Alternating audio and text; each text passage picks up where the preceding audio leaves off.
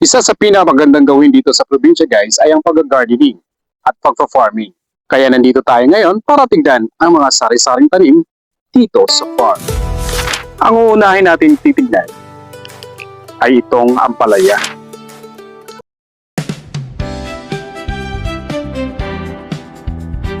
Eto guys, kung titignan nyo, ang daming ampalaya sa aking likod.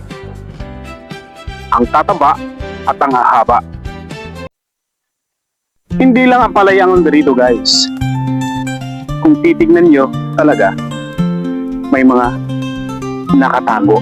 Eto, ang lalaking kalabasa. Oh.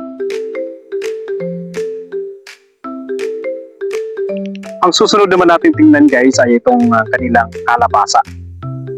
Yan guys, kung titignan nyo, puro kalabasa yan.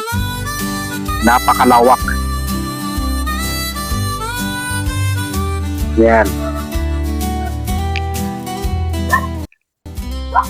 Eto guys, sobrang laki ng kalabasa. At hindi lang ito. Andun pa sa likod ko, ang dami. Siya yung caretaker dito guys. Si Ate Fe.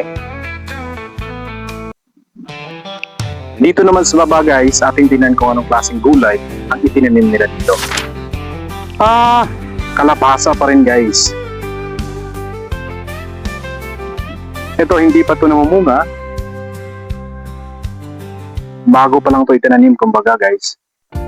Hanggang sa dulo yan. Sa dulo ng walang hanggan.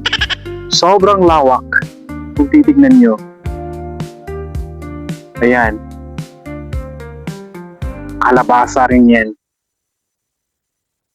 Ayan. Ang susunod naman natin tingnan guys, itong papaya. Ayan guys.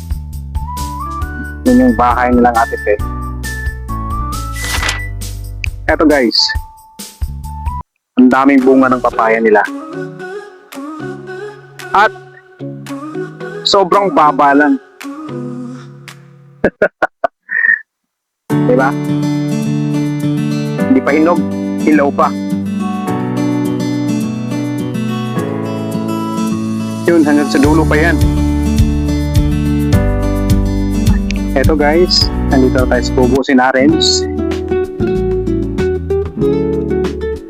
Tanyong apo ni Ate Fe. May mga native chicken din sila dito. Yun, kalabasa na na-harvest nila.